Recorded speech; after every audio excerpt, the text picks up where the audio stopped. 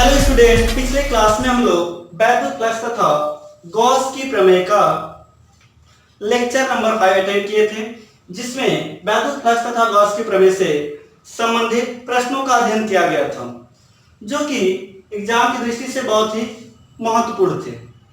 आज से हम लोग एक नए चैप्टर की शुरुआत करने जा रहे हैं, वैद्युत विभव। ये एग्जाम की दृष्टि से बहुत ही इंपॉर्टेंट चैप्टर माना जाता है, तो आप लोग इस चैप्टर को बहुत ही बारीकी से अध्ययन करेंगे। ठीक है, आइए आज का वीडियो स्टार्ट करते हैं। सबसे पहले हम लोग हेडिंग लगाएंगे वैद्युत विभवांतर। वैद्युत विभवांतर हेडिंग लगाइएगा, वैद्युत विभवांतर। क्या हेडिंग लगाएंगे आप लोग? वैद्युत विभवांतर। इसको बोला जाता है इंग्लिश में पोटेंशियल डिफरेंस। ठीक है, इलेक्ट्रिक पोटेंशियल डिफरेंस। ठीक है, वैद्युत विभवांतर क्या होता है, समझते हैं कि वैद्युत विभवांतर क्या होता है। देखिए, वैद्युत विभवांतर को समझने के लिए हम लोग यहाँ पर दो पॉइंट लेते हैं, ए और बी। ए और बी दो पॉइंट लेते हैं। ये कोई चालक तार है और इस पर हमने दो बिंदु लिया है, ए और बी। मान लीजिए आपने कोई चालक तार लिया है ए और बी, ठीक इस तरह से ए और बी पॉइंट ले लिया हमने। अब क्या करेंगे हम, मान लीजिए यहां से बिंदु बी से प्लस क्यू कूलम के आवेश को, बिंदु बी से प्लस क्यू कूलम के आवेश को बिंदु ए तक लाते हैं। प्लस क्यू कूलम के आवेश को बिंदु बी से कहां तक ले जाते हैं? बिंदु ए तक ले जाते हैं। जब बिंदु बी से बिंदु ए तक ले जाते हैं आवेश को, तो आप जानते हैं अच्छी तरह से कि यहां से यहां तक लाने में हमें कुछ कार्य करना पड़ेगा। तो ध्यान दें, बी से ए तक लाने में जो कार्य होता है, बी से ए तक लाने में जो कार्य होता है, वो कार्य और जिस आवेश को बिंदु बी से ए तक ले जाया जाता है वो आवेश, इन दोनों का जो अनुपात होता है, यही अनुपात क्या कहलाता है? वैद्युत विभवांतर कहलाता है। समझ में आया? फिर से समझ लीजिए, जब किसी आवेश को किसी बिंदु बी से बिंदु ए तक ले जाते हैं तो कुछ कार्य करना पड़ता है। उस कार्य और उस आवेश के अनुपात को वैद्युत विभवांतर कहते हैं। तो आइए हम लोग इसका परिभाषा लिख लेते हैं। देखिए, इसकी परिभाषा क्या होगी, देखिएगा परिभाषा। किसी आवेश को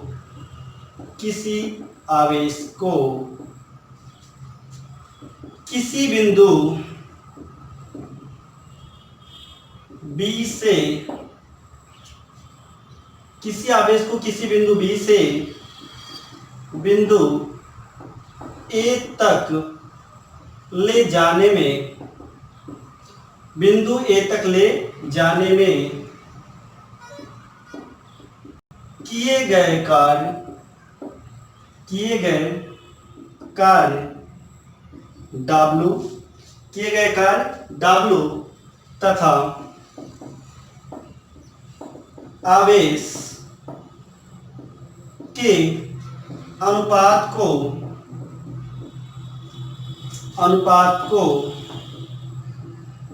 वैद्युत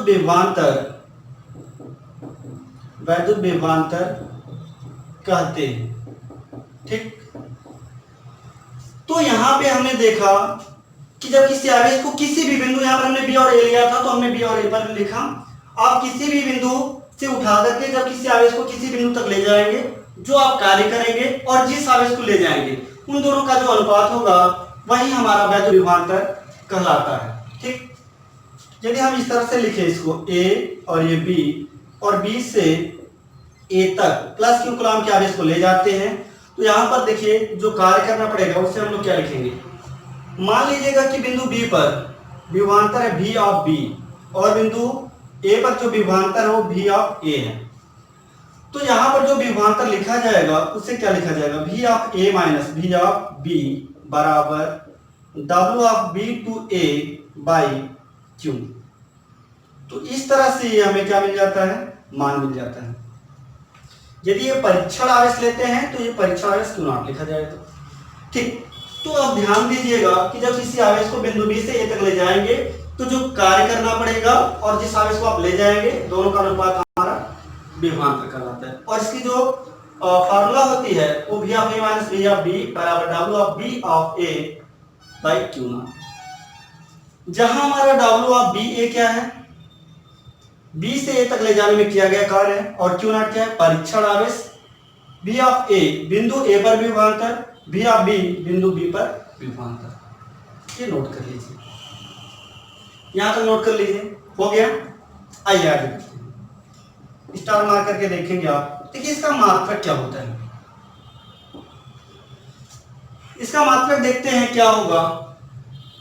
देखिए V का मात्रक यदि निकालेंगे तो हमें ये पता है W का मात्रक यानी कार्य का मात्रक क्या होता है, जूल, और आवेश का मात्रक क्या होता है, कूलाम। तो जूल प्रति कूलाम हो जाएगा। एक मात्रक तो ये हमें मिल जाएगा जूल प्रति कूलाम। और देखिए एक और इसका मात्रक होता है वोल्ट। क्या होता है, वोल्ट। तो विभवांतर के दो मात्रक हो जाएंगे, जूल प्रति कूलाम और वोल्ट। ठीक, और पॉइंट देखते हैं, ये कैसी राशि है, विभवांतर कैसी राशि है, याद रखेंगे आप लोग, ये अदिश राशि है।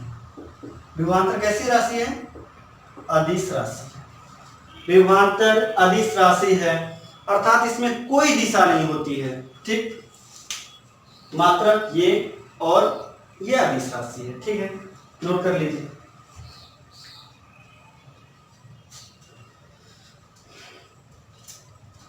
हो गया, नोट कर लीजिए।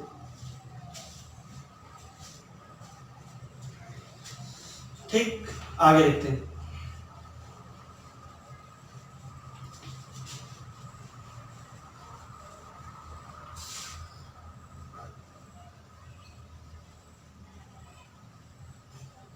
अब हेडिंग बना लीजिए वैद्युत विभव। क्या हेडिंग बनाएंगे आप, वैद्युत विभव। देखिए वैद्युत विभव क्या होता है, जिस तरह से हमने पढ़ा वैद्युत विभवांतर, ठीक उसी तरह से होता है वैद्युत विभव।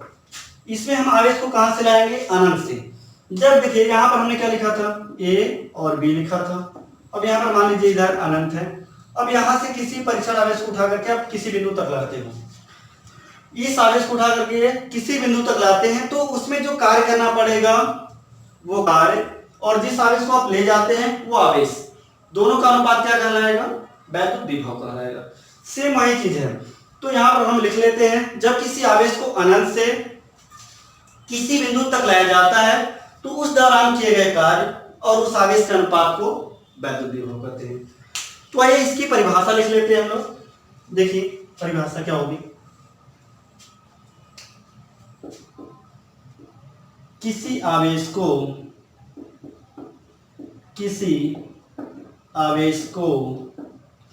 अनंत से किसी निश्चित बिंदु तक, किसी आवेश को अनंत से किसी निश्चित बिंदु तक लाने में किए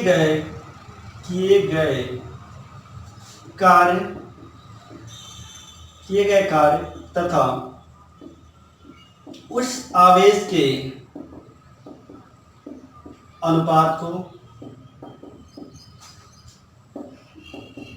आवेश के अनुपात को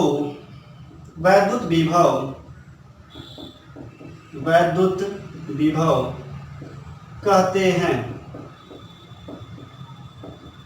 ठीक, किसी आवेश को जब अनंत से किसी बिंदु तक लाते हैं तो उसमें किए गए कार्य और उस आवेश के अनुपात को क्या बोलते हैं, वैद्युत विभव कहते हैं। ठीक है, तो देखिए यहाँ पे हम लोग क्या लिख सकते हैं, ये ए, ये बी, और यहाँ पे लिख सकते हैं ये अनंत। अब यहां से हम लोग क्या करते हैं, किसी आवेश को लाते हैं तो इसमें जो कार्य करना पड़ेगा W। देखिए क्या लिखेंगे यहाँ पे, सॉरी यहाँ पे O है, बिंदु O, और यहाँ पर B ले लेते हैं, सॉरी A ले लेते हैं। तब देखिए हमें क्या मिलेगा, बिंदु A पे यदि विभवांतर हम लोग लिखते हैं तो V ऑफ A, और अनंत पर विभवांतर कितना लिख करते हैं, V ऑफ इनफाइनाइट। तो देखिए इसकी फॉर्मूला क्या बन जाएगी, यहाँ पर फार्मूला हम लोग लिख सकते हैं V of A minus V of infinite बराबर क्या लिखा जाएगा, डब्ल्यू बटे क्यू नॉट। ठीक, परंतु आप ये अच्छी तरह से जानते हैं कि अनंत पर क्या होता है, याद रखिएगा अनंत पर विभव का मान होता है शून्य। तो चूंकि यहाँ पर लिखेंगे वी ऑफ इनफाइनाइट बराबर 0, इसलिए हम लोग लिख सकते हैं वी ऑफ ए बराबर डब्ल्यू बटे क्यू नॉट। तो ये फार्मूला आप नोट डाउन कर लीजिए। वैद्युत विभव वी ऑफ ए बराबर लिखा जाएगा डब्ल्यू बाई क्यू नॉट। ठीक, नोट कर लीजिए। चलिए अब बात करते हैं मात्रक की। तो इसका भी मात्रक सेम वही होता है, जूल प्रति कूलाम या वोल्ट। जूल प्रति कूलाम होता है या तो वोल्ट होता है। ठीक, और देखिए ये कैसे राशि है, तो ये अदिश राशि है, ये अदिश राशि। देखिए ये अदिश राशि हो गया और मात्रक जूल प्रति कूलाम या तो वोल्ट। देखिए विभवांतर और वैद्युत विभव दोनों का, चलिए हेडिंग बनाइए। वैद्युत क्षेत्र में किसी आवेश को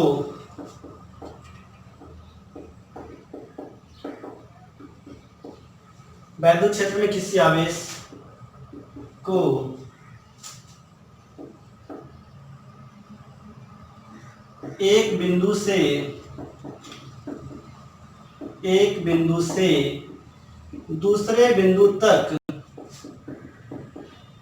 दूसरे बिंदु तक ले जाने में किया गया कार्य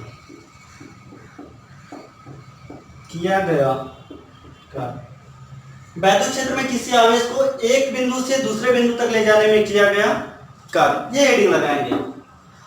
आइए देखते हैं जब किसी आवेश को एक बिंदु से दूसरे बिंदु तक ले जाते हैं तो ये किया गया कार्य कैसे परफॉर्म करता है। ठीक है, कैसे ट्रीट करता है, कैसे व्यवहार करता है, समझते हैं। आइए देखिए, अभी हमने विभव की परिभाषा से देखा वी ऑफ ए बराबर क्या लिखा गया था, डब्ल्यू बाई क्यू लिखा गया था। ठीक है, और विभवांतर की परिभाषा से तो यहाँ पर हम लोग लिखेंगे, ये फार्मूला प्रूव करना है हमें, चूंकि हम जानते हैं, क्या जानते हैं, हम जानते हैं कि V of A minus V of B बराबर क्या होता है, W बाई क्यू नॉट। ठीक, तो बताइए इसलिए हम लोग कार्य निकाल सकते हैं। W का मान कितना होगा, W बराबर, तो W बराबर निकालेंगे तो क्यू नॉट इंटू मिलेगा V of A minus V of B, ये मिलेगा। ठीक, W बराबर मिल जाएगा Q not into V of A minus V of B। चूंकि डेल्टा V बराबर यदि लिखे V of A minus V of B, delta V बराबर क्या लिखे, V of A minus V of B लिखिए, तब क्या लिख सकते हैं, आगे देखिए, तब लिख सकते हैं हम लोग W बराबर Q इंटू डेल्टा V। तब क्या लिख सकते हैं, W बराबर Q इंटू डेल्टा V लिख सकते हैं। ठीक, चलिए ये हो जाएगा, इसको बना लीजिए समीकरण नंबर 1। चूंकि हम ये जानते हैं कि ये जो कार्य होता है वो किसके बराबर होता है, गतिज ऊर्जा के बराबर। तो ये हम जानते हैं कि यहाँ पर जो आवेश द्वारा किया गया कार्य है वो किस में चेंज हो जाएगा, गतिज ऊर्जा में। तो यहाँ पर लिखेंगे चूंकि किया गया कार्य गतिज ऊर्जा के बराबर है,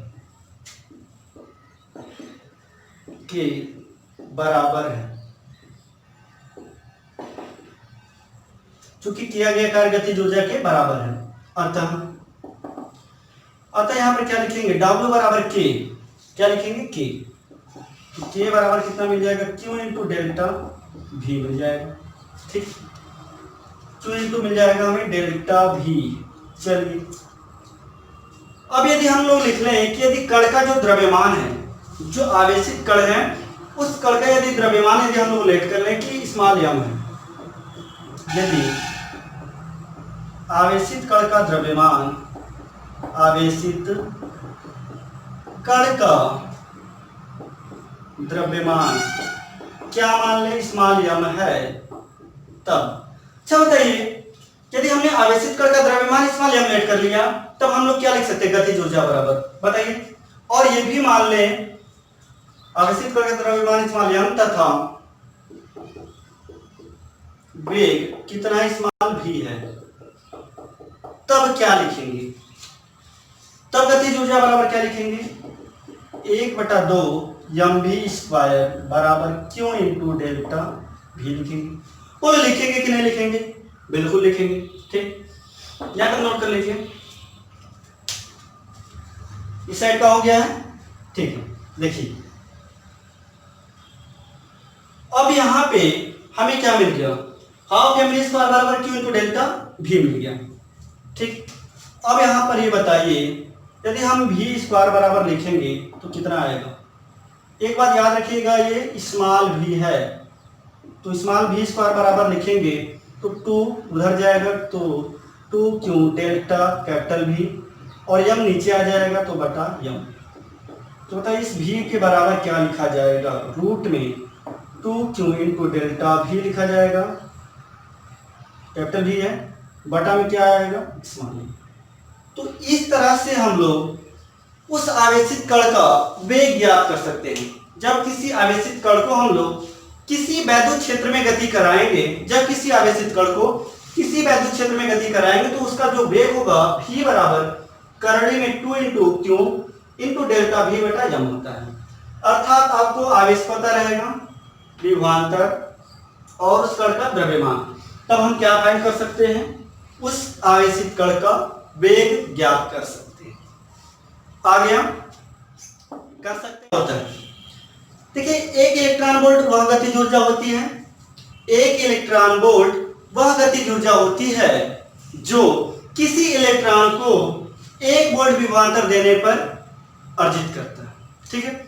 यदि कोई इलेक्ट्रॉन है, यदि उस इलेक्ट्रॉन को 1 वोल्ट का विभवांतर दे दे तो वो जितनी ऊर्जा अर्जित कर लेगा, वो जितनी ऊर्जा अर्जित कर लेगा वही ऊर्जा क्या कहलाती है, 1 इलेक्ट्रॉन वोल्ट कहलाती है, ठीक है। आइए परिभाषा लिखते हैं तो ज्यादा समझ में आएगा। यहां पर लिखेंगे 1 इलेक्ट्रॉन वोल्ट, 1 इलेक्ट्रॉन वोल्ट,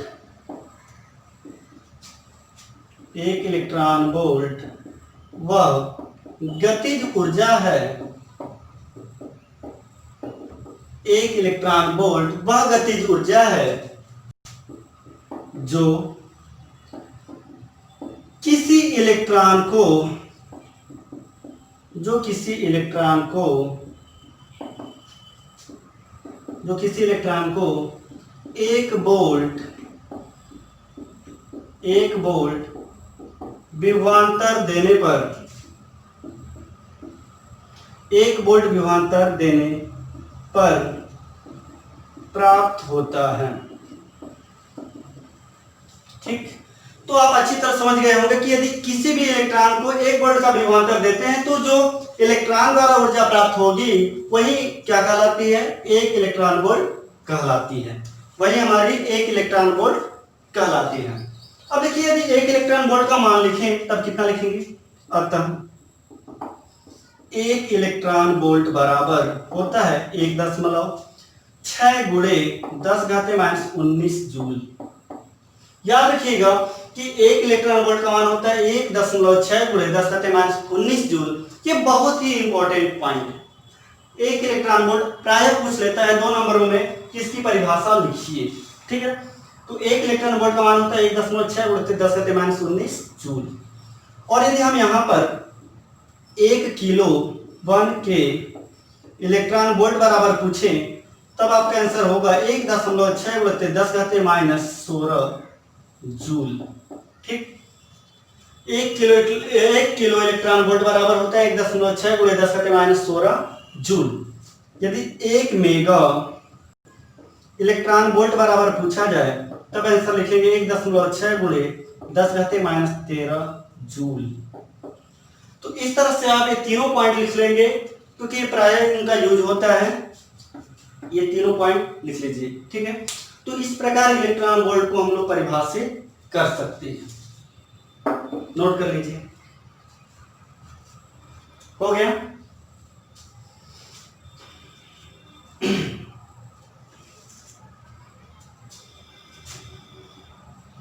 ठीक, आइए देखते हैं।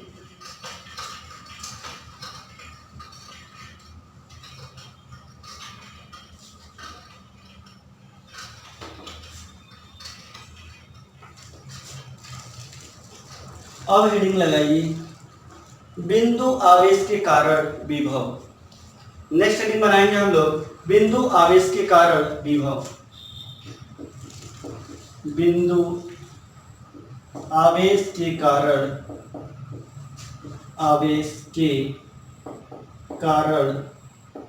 विभव।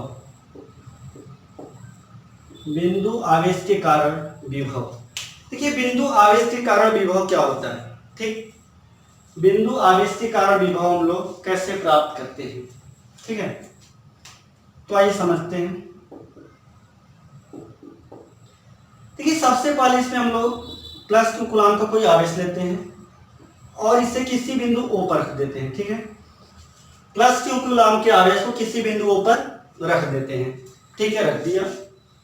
अब क्या करेंगे, अब इससे R दूरी पर, बिंदु O से स्मॉल r दूरी पर कोई बिंदु ले लेते हैं। ठीक, मान लीजिए यहां पे P है और इस बिंदु से कुछ दूरी पर एक बिंदु एक बिंदु और ले लेते हैं B और C, और इसके बीच की दूरी ले लेते हैं dx, और इधर ये अनंत है। ध्यान से समझिएगा, हमने पहले क्या लिया, प्लस क्यू कूलाम का आवेश लिया जिसे हमने किसी बिंदु O पर रखा और इस बिंदु O से r दूरी पर कोई बिंदु P लिया। ठीक, और बिंदु P से कुछ और दूरी पर हमने B और C दो पॉइंट लिए, तो इनके बीच की दूरी हमने लिया dx, ये बहुत छोटी सी दूरी है। ठीक है, और इससे कुछ दूरी पर अनंत। और यहाँ पे यदि हम लोग इस दूरी को लिखते हैं तो ये जो दूरी हमने लिखा हुआ है वो कितना है, x। ये बिंदु O से कितनी दूरी पर है, x दूरी पर है। ध्यान से समझिएगा, बिंदु O से x दूरी पे है। तो अब यहाँ पर यदि आपको कहानी लिखना होगा तो हम पहले ही बता दे रहे हैं, ध्यान से सुनिए और इसको लिख लीजिएगा। यहाँ पर आप क्या लिखेंगे कहानी के रूप में, माना प्लस क्यू कूलाम का कोई आवेश किसी बिंदु O पर स्थित है, किसी बिंदु O पर स्थित है। बिंदु O से स्मॉल r दूरी पर, बिंदु O से स्मॉल r की दूरी पर कोई बिंदु P है जहां पे विभव ज्ञात करना है, जहां पर विभव ज्ञात करना है। ठीक है, अतः अब देखते हैं कि अब कैसे करेंगे। यहां तक आप लिख लेंगे कहानी। तो आइए अब यहां से स्टार्ट करते हैं कि कैसे इसको सॉल्व करना है। ठीक, चलिए देखते हैं। तो सबसे पहले यहां पर हम लोग ध्यान देंगे कि यदि हम किसी परीक्षण आवेश को अनंत से ला रहे हैं, किसी परीक्षण आवेश को अनंत से ला रहे हैं, तो मान लेते हैं किसी क्षण ये बिंदु C से बिंदु B पर ले जाते हैं। किसी क्षण हम लोग बिंदु C से बिंदु B पर किसी परीक्षण आवेश को लाते हैं। ये Q0 का कोई परीक्षण आवेश है। इसको C से यदि B तक लाते हैं और इसे dx दूरी विस्थापित करते हैं, यदि एक छोटी सी दूरी dx विस्थापित करते हैं तो यहाँ पर जो कार्य होगा वो भी क्या होगा, छोटा सा कार्य होगा। और आप ये अच्छी तरह से जानते हैं कि कार्य क्यों होगा, क्योंकि यदि ये परीक्षण आवेश है, इससे दूरी x है और यहाँ पर एक आवेश रखा गया है, तो दोनों में फोर्स लगेगा। कौन सा फोर्स लगेगा, कूलाम के नियम से वैद्युत बल लगेगा। ठीक, लेकिन आप ये जानते हैं कि इसके द्वारा जो फोर्स लगेगा वो बाहर की तरफ लगेगा और हम ले जा रहे हैं अंदर की तरफ। तो यहाँ पर जो किया गया कार्य होगा वो कैसा होगा, ऋणावेशित होगा। ठीक, तो हम लोग लिखेंगे अतः, कहानी के बाद लिखेंगे अतः प्लस Q0 को बिंदु C से बिंदु B तक विस्थापित करने में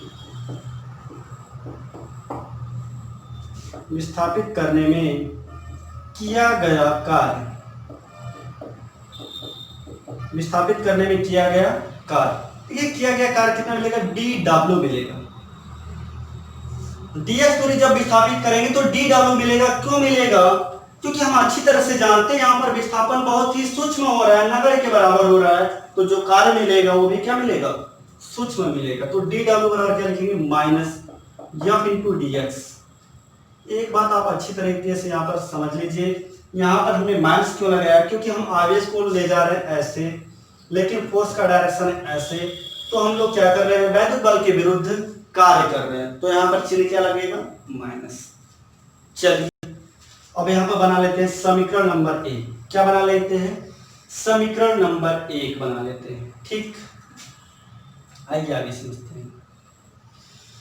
देखिए यहाँ पे आगे क्या लिखेंगे हम लोग, चूंकि कूलाम के नियम से यदि लिखेंगे, कूलाम के नियम से, तो कूलाम के नियम से हम यहाँ पर बराबर क्या लिखेंगे, के Q into Q not by x square. क्योंकि यहाँ पर हम जानते हैं आवेश सी पर है और प्लस क्यू से इसके बीच की दूरी कितनी है, एक्स। बिंदु ओ से सी के बीच की दूरी जो हमने लिया हुआ वो एक्स है और आवेश है प्लस क्यू और क्यू नॉट। तो यहाँ पर फोर्स लगेगा के Q into Q not by x square, और ये यफ की वैल्यू हम लोग समीकरण 1 में रख देंगे।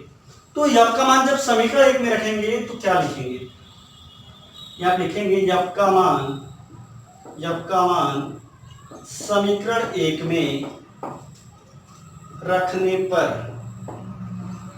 तो देखिए समीकरण 1 में रखेंगे तो डी डब्ल्यू बराबर क्या मिलेगा, minus K Q into Q not बटे एक्स स्क्वायर डीएक्स मिलेगा। बहुत अच्छे, परंतु अभी हमें संतुष्टि नहीं मिली, क्योंकि हम छोटा कार्य नहीं करना चाहते, हम बड़ा कार्य करना चाहते हैं। यदि हम बड़ा कार्य करना चाहते हैं तो हमें क्या करना चाहिए, बड़ा कार्य।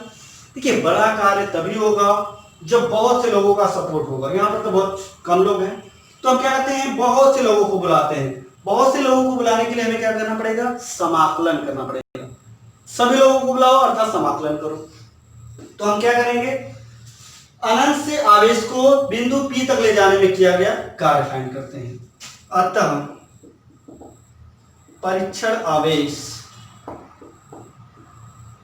Q नॉट को बिंदु P तक,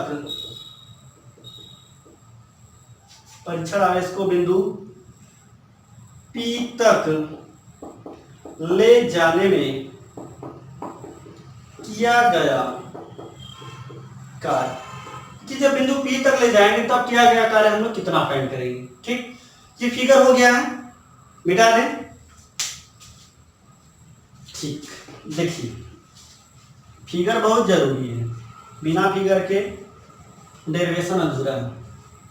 तो देखिए बिंदु P तक जब ले जाएंगे तो संपूर्ण कार्य हमें प्राप्त हो जाएगा। तो यहाँ पर हम लोग क्या कर देंगे, इंटीग्रेट कर देंगे। डी डब्ल्यू बराबर 0 से W लगा दीजिए, इधर माइनस को बाहर कर लीजिए, के भी बाहर, क्यू इंटू क्यू नॉट भी बाहर। इंटीग्रेशन करेंगे कहाँ से कहाँ तक, इन्फिनाइट से आर तक। dx बटा क्या लिखेंगे, एक्स स्क्वायर। देखिए ऐसा क्यों किया गया, क्योंकि हम अनंत से ला रहे हैं, तो प्रारंभिक बिंदु कितनी हो जाएगी, अनंत। तो लोअर लिमिट कितना लगाएंगे, इनफाइनाइट। और कहां तक ले जा रहे हैं, आर तक। बिंदु P कहां है, आर दूरी पर, तो अपर लिमिट आर हो जाए। अब बहुत से बच्चे 1/x² का समाकलन अच्छी तरह से जानते हैं। कितना जानते हैं, बोलो बोलो बोलो, minus K Q into Q not, यहाँ पर हम जानते हैं -1/x होता है, और ये इनफाइनाइट से कहाँ तक, आर तक। बोलिए क्या लिखेंगे, W बराबर minus K Q into Q not, R रखेंगे तो -1/r, और यहाँ पर रखेंगे तो +1 इनफाइनाइट, और इसकी वैल्यू 0, तो क्या लिखेंगे, बोलिए। तो W बराबर हमारा क्या हो जाएगा बताइए, तो W का मान लिख सकते हैं, यहाँ पर देखो माइनस माइनस का होगा प्लस, तो के क्यू इंटू क्यू नॉट बटे कितना, आर। तो W बराबर के क्यू इंटू क्यू नॉट बटे आर हो जाएगा, और ये 0 हो जाएगा। ठीक, ये बना लीजिए समीकरण नंबर 3, यही था कि समीकरण नंबर 3 हो जाएगा। इधर का हो गया है, आगे देखिए। अब क्या करेंगे, यहां पर हमें W तो मिल गया, W तो मिल गया। अब जब W मिल गया तो हम क्या निकाल लेते हैं, विभव निकाल लेते हैं। अब हम क्या जानते हैं, विभव की परिभाषा से, विभव की परिभाषा से बोलिए क्या जानते हैं, V बराबर जानते हैं W बटे Q नॉट। V बराबर क्या जानते हैं, W बाई Q नॉट। बोलो ये समीकरण नंबर 4 हो जाएगा। तो समीकरण 3 व समीकरण 4 से, तो समीकरण 3 व समीकरण 4 से क्या मिलेगा हमें, बोलिए वहां से समीकरण 4 में W का मान रख दे, बिल्कुल। तो V बराबर क्या मिलेगा, K Q into Q not by R whole upon Q not. बोले Q नॉट से Q नॉट कैंसिल हो जाएगा, यस। तो V बराबर कितना मिलेगा, 1/4 pi epsilon not into Q by R। Sir ji 1/4 pi epsilon not कहाँ से आ गया, आप बचपन से सीखे हो K का मान क्या होता है, 1/4 पाई एप्सिलॉन नॉट, ठीक। तो आंसर आएगा 1/4 pi epsilon not into Q by R। तो अब बिंदु आवेश निकाल